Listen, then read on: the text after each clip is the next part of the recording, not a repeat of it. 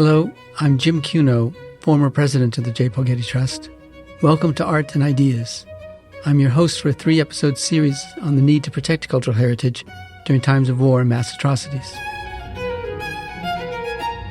Protecting cultural heritage, like protecting civilians directly, had strategic import. In this episode, I speak with Scott Sagan and Ron Hassner about battlefield decisions on cultural heritage preservation.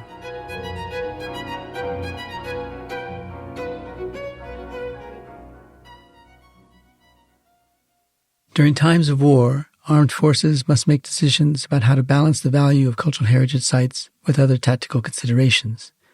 Armed forces have often destroyed cultural heritage by targeting it directly or by allowing it to become collateral damage.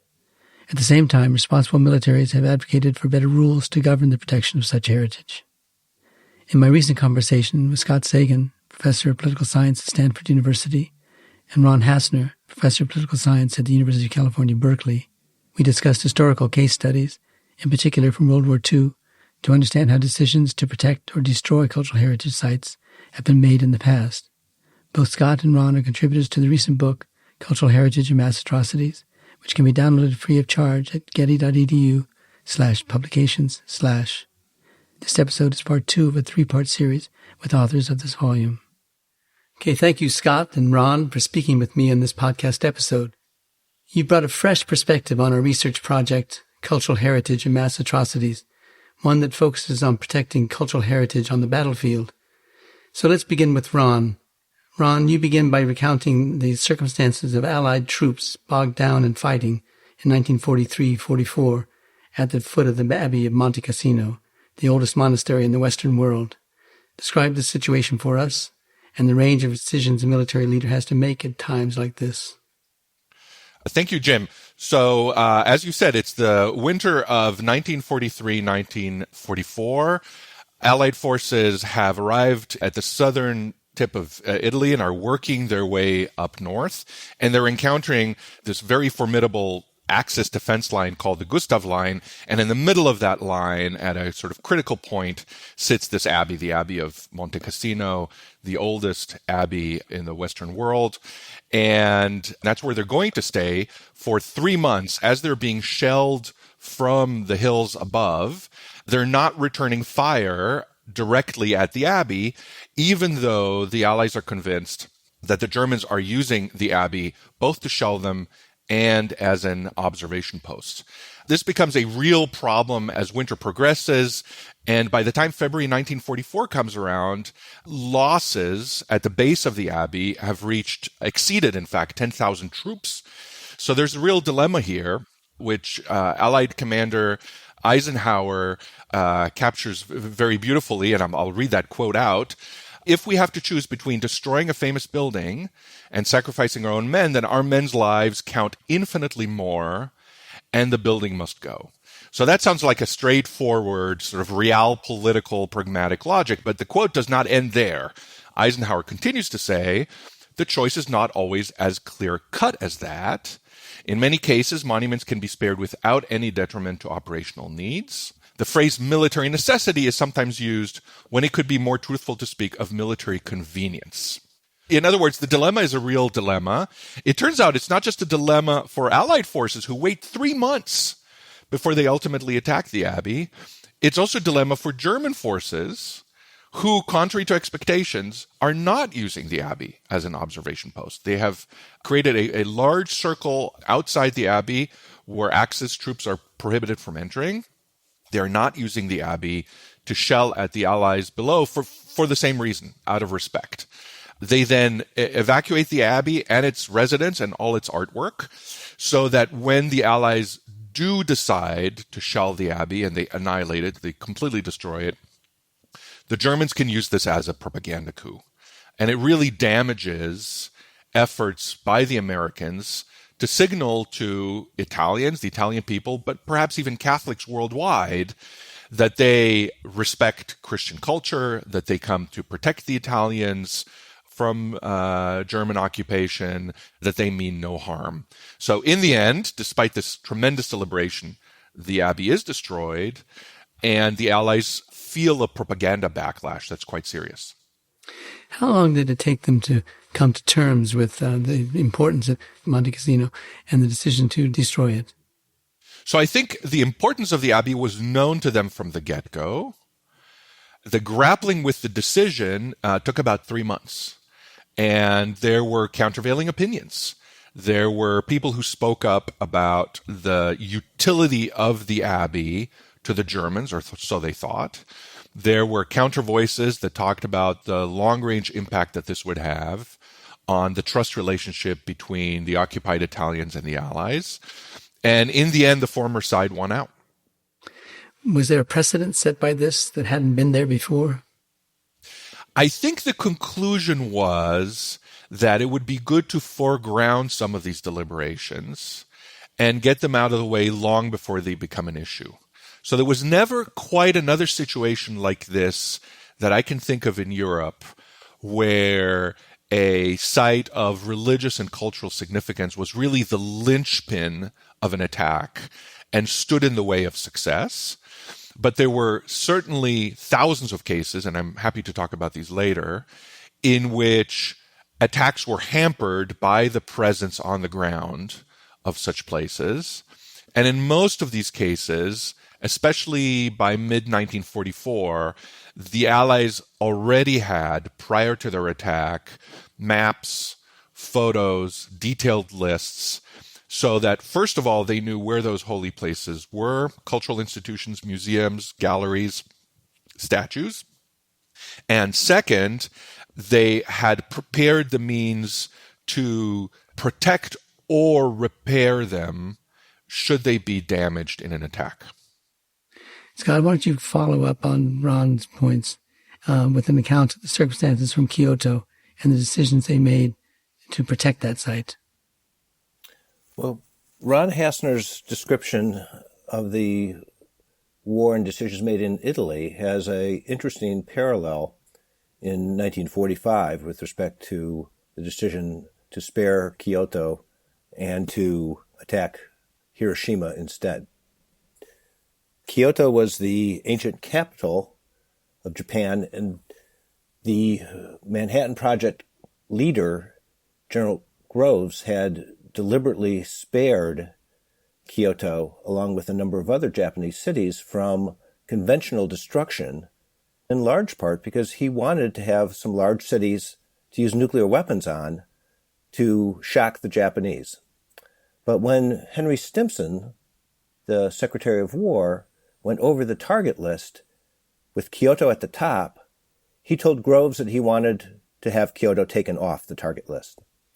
And there are two reasons that a political and military leader would want to protect cultural heritage in that way. One is strategic. You want to influence an adversary, especially an adversary's population, that perhaps you are trying to protect their heritage, and that will help in the post-war settlement. And the second one is ethical. It's just the right thing to do. Now, they're obviously related, but in his conversation with Groves, Stimson made the argument first that this was ethical. It's a beautiful city. It would just be wrong for us to destroy such a site of beauty and culture. And then he added that if we did that, that would make it much harder to bring the Japanese along after the war. And over the conversation, Groves noted that as he would nod his head and shake his head, that Stimson kept emphasizing more and more the strategic and less the ethical argument. And in Stimson's diary, when he actually made the same argument with Harry Truman at Potsdam, once we knew that the bomb worked and Truman was giving the final okay to drop it, he actually only emphasized the strategic argument. And that's what Truman ended up going along with. So had Stimson not had his ethical concerns about protecting cultural heritage as the right thing to do, my guess is that Kyoto would have been on the target list and would have been destroyed. Hiroshima probably would have been destroyed as the second one on the list. Nagasaki, probably not. At the same time, had there not been a strategic argument that protection of cultural heritage helps you win wars, or helps you maintain the peace afterwards, Stimson's arguments may have fallen on deaf ears. Ron, many people have heard of the Monuments Men. They've been celebrated in book form and in film, but we don't all know about the Roberts Commission. So could you take us just through that briefly to help us understand the context? So the Roberts Commission comes by different names. The official name was the American Commission for the Protection and Salvage of Artistic and Historic Monuments. And we know it sort of operatives on the ground as the Monuments Men. They had different tasks, each more complicated than the next. The first was to sort of assemble lists of cultural treasures and monuments that should be kept out of harm's way. And what's interesting about these lists, to me at least as a scholar of holy places, is that so many of them are religious sites and not just cultural and artistic sites. So in the end, once you look at all the lists and they sort of marked with stars, almost like a Michelin tour guide, whether they were sites of interest or sites of value or sites of tremendous value, you find 5,466 sites of particular value. They created these handbooks and atlases. So in excess of 5,000 sites around the world in all theaters of the Second World War. Of those 5,400, more than half, 2,269, were churches, monasteries, or abbeys. And that's the largest category of particularly valuable cultural sites. Compare those more than 2,000 religious sites, there were only 580 museums on the list. That's only 10%. So they recognized the value not just of artistic artifacts, but also of sort of cultural and religious buildings. They provided maps, 786 maps. They provided instruction booklets explaining about each and every one of these sites, why it's valuable, what can be found there, a little bit of historical background. They then engaged in an effort to persuade especially pilots to try to spare those sites, which at some times was possible, at other times was less possible. And then when the sites were damaged, they were the primary body responsible for A, repairing destroyed sites, and B, trying to repatriate and return to its owners looted artifacts. So it was a massive enterprise. And it started relatively late into the war. The British had a parallel institution and accelerated as the Allies recognized the significance of this effort. If I could jump in here, Jim and Ron, I'd love to have Ron tell the story of the saving of the cathedral at Chartres, because to me, that's the most moving part of your chapter, Ron, and one that shows not only that institutions matter, but sometimes individual moral choices made by soldiers makes a difference. Right. So that came in two parts. The first was an effort to identify Chartres on both maps and aerial photographs, captured both before and after the bombing of Chartres. Before, to identify where the Axis airfield was, luckily not too close to the cathedral. And then photos after, and you see this in many other cases as well, where photos after are circulated internally, in part in order to persuade ourselves and show ourselves how good we are at this and how important this is to us. It's a kind of, slapping ourselves on the shoulder in pride to show, look, we really did take out the target that we intended. And there's the cathedral still standing on the riverside unharmed. But then the second stage had to do with ground forces who were coming at Chartres from the west. The cathedral, like many cathedrals in Europe, was used as a lookout position, in part in order to target artillery. So again, was very, very tempted to take out the bell towers, and anybody who knows Chartres knows that these bell towers are perhaps the most significant cathedral towers anywhere in Europe, because Chartres is built exactly on the cusp of transition from the Romanesque to the Gothic period. And so Chartres is the only cathedral I know of, at least, that has one Romanesque tower and one Gothic tower side by side. It's sort of a hybrid cathedral in that sense. And so sparing those towers was very important. And then it turned out that the Germans had rigged the cathedral with explosives. And so an American soldier showed tremendous courage and crossed into enemy lines, and he disarmed these explosives. which is why one of the most beautiful cathedrals in the world is spared and available to us today. Now, Scott, in your essay, you describe the role of law in cultural heritage protection in 4 historical case studies. Take us through them, beginning with the 1954 Hague Convention and continuing until today. Well, international law is a set of agreements that states make, and states follow the agreements to the degree that they think that they are in their interest. And when the original Hague Conventions were put together in 1954, the United States did not want to sign and refused to.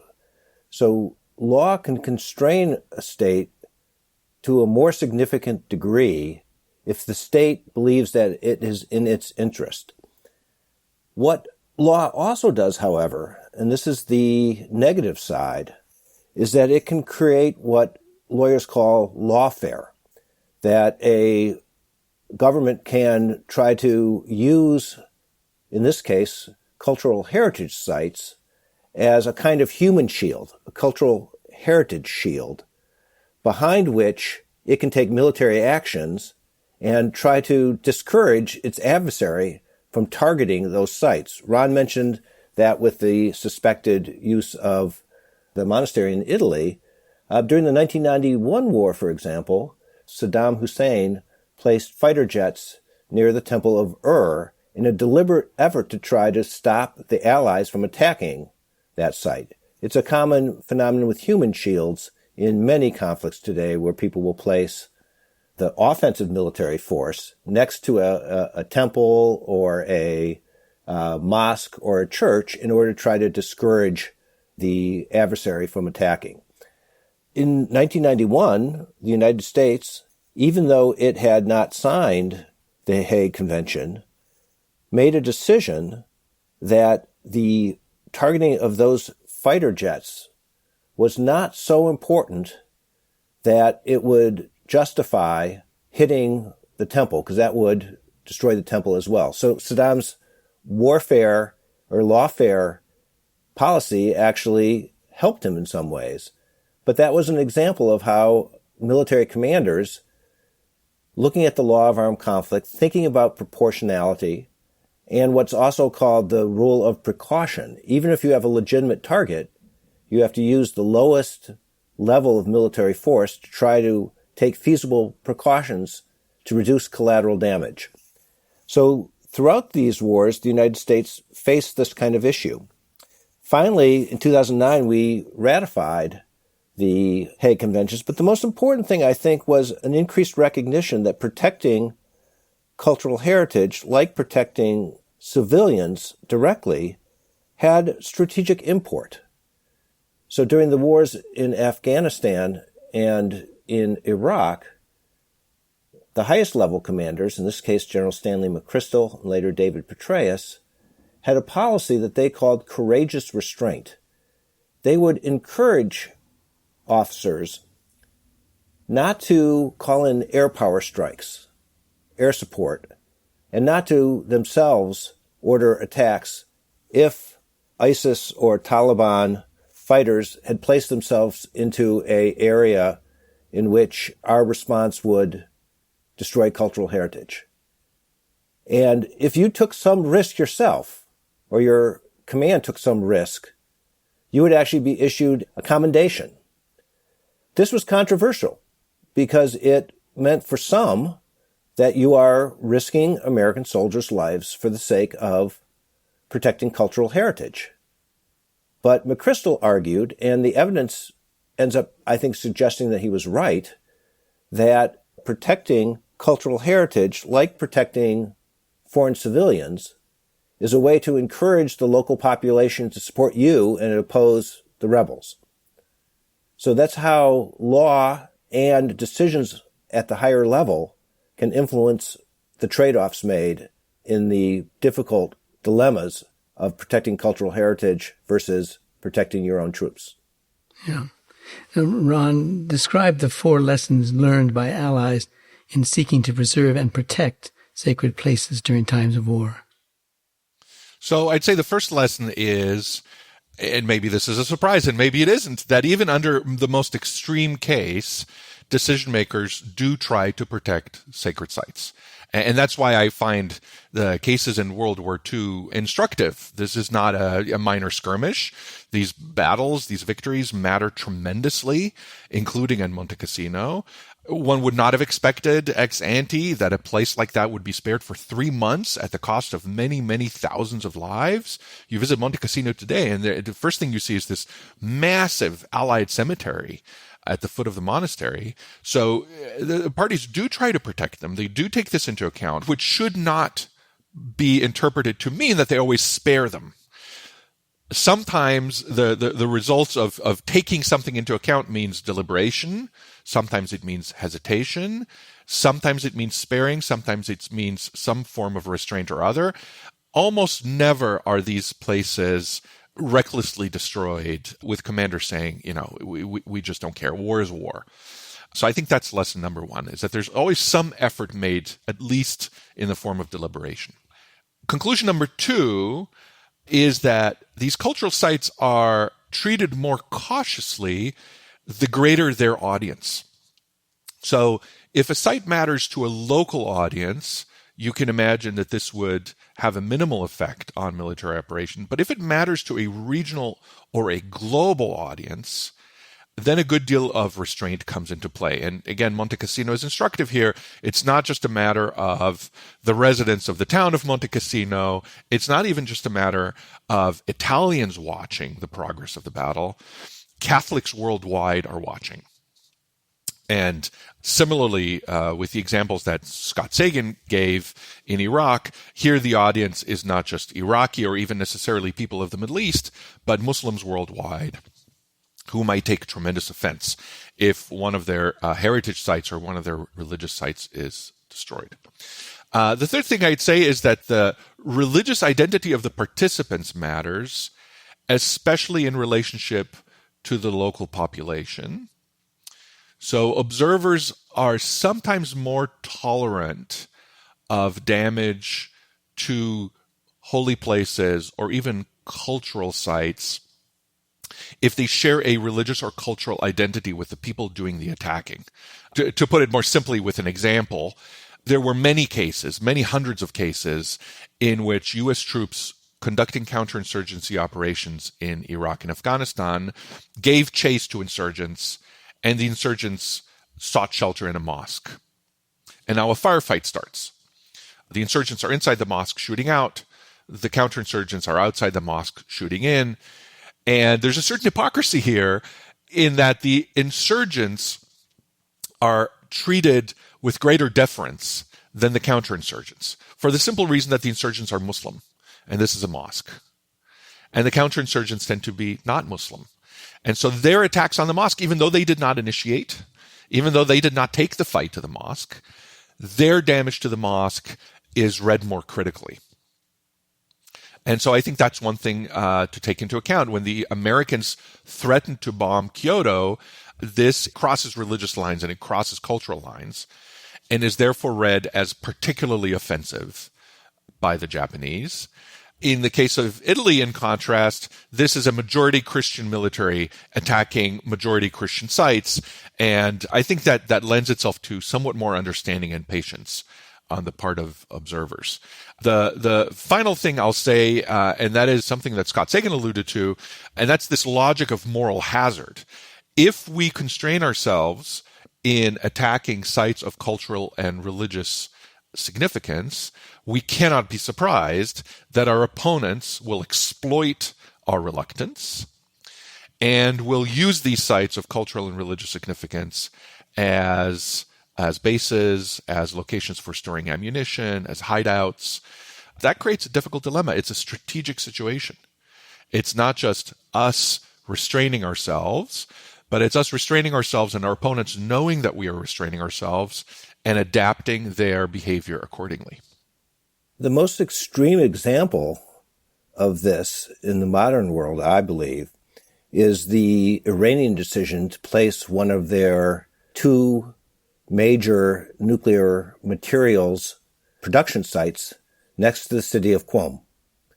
And that was, in my judgment, deliberately done using Qom, most religious city in Iran, as a human shield or as a religious shield.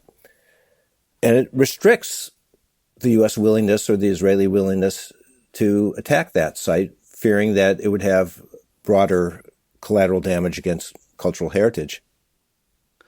And Scott and Ron, just before our book was put to print, Russia and Ukraine went to war, putting millions of people and countless numbers of prized works of art and architectural monuments at risk. And what did these new circumstances mean for Ukraine's soldiers, civilians, and cultural heritage? Well, maybe I'll start just by giving the most prominent examples. I do not know of cases in which the Russians have used cultural heritage sites in occupied portions of Ukraine as shields. Maybe Ron does know of examples.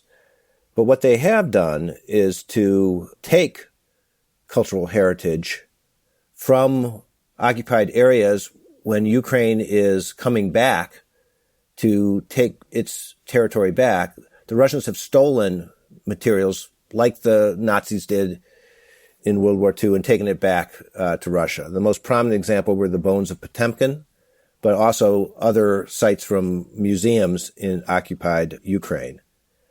What the Russians have been doing in this sense of using a protected site as a shield to try to reduce the willingness of the Ukrainians to target their forces is placing forces and artillery around nuclear power plants. That's not a cultural heritage, but it's an important thing that we need to protect. So the International Atomic Energy Agency has gone in to try to create zones of protection around those particular energy production nuclear power plants. Right now, they're still in negotiation, but it looks possible that the Russians may pull their troops out of those areas and give them to the IAEA, because they, I think, are aware that it could be an environmental disaster if those power plants or the storage, the fuel ponds with spent fuel in them are destroyed by Russian or by Ukrainian artillery. Ron? The Russian example in Ukraine is very interesting. I wrote in my chapter that what complicates the calculus here is not just the identity of the occupier, but also the intentions of the occupier. And that occupiers that are engaged in a sort of hearts and minds campaign, envisioning perhaps a prolonged occupation in which they claim to rid the local population of a prior occupier. We come in peace. We are here to reestablish your country and put it back on its feet. That those kinds of hearts and minds campaigns showcase particular sensitivity to cultural and religious sites. And that's what the Russians are claiming, but that's not what the Russians are doing. So it's in a way a good indicator of what Russian intentions are. If the Russians really were, as they claim, coming in to liberate the Ukrainians, who they think of as Russians, from a local oppressive regime, as they often refer to them as Nazis, then they would not be looting these artifacts and taking them back into the Russian heartland. So I think that to my mind speaks volumes about their intentions, but it's complicated by the fact that the Russians think of these as Russian artifacts, not Ukrainian artifacts, and could make some claim that they're salvaging these because there's going to be war, and who knows how this war is going to end, and we're really acting in the best interest of the artifacts. The other aspect that makes this war fascinating, but no less tragic, is that the two sides of the conflict share a religious proximity. They're not entirely identical. There are lines drawn between the Ukrainian Orthodox Church and the Russian Orthodox Church, but they are close enough in religious proximity that the Russians have been, to my mind, pretty careful about not targeting churches, which I think they otherwise would have done had these churches been the churches of a different religious movement. So there one sees some restraint. I cannot say whether it's intentional or not. Scott and Ron, thank you for taking us through the military responses for the safety of the world's cultural heritage for much of the past 75 years. It's a complex and important set of relationships that has to be maintained and carefully sustained over time, if only because cultural heritage and mass atrocities matter, and we think they do. So thank you. Thank you. Thank you.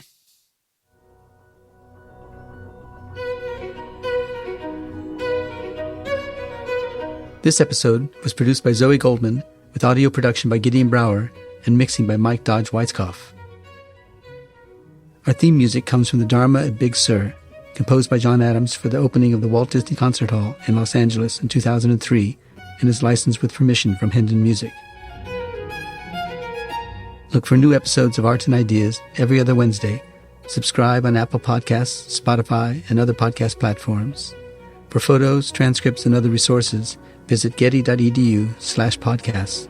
And if you have a question or an idea for an upcoming episode, write to us at podcasts@getty.edu. Thanks for listening.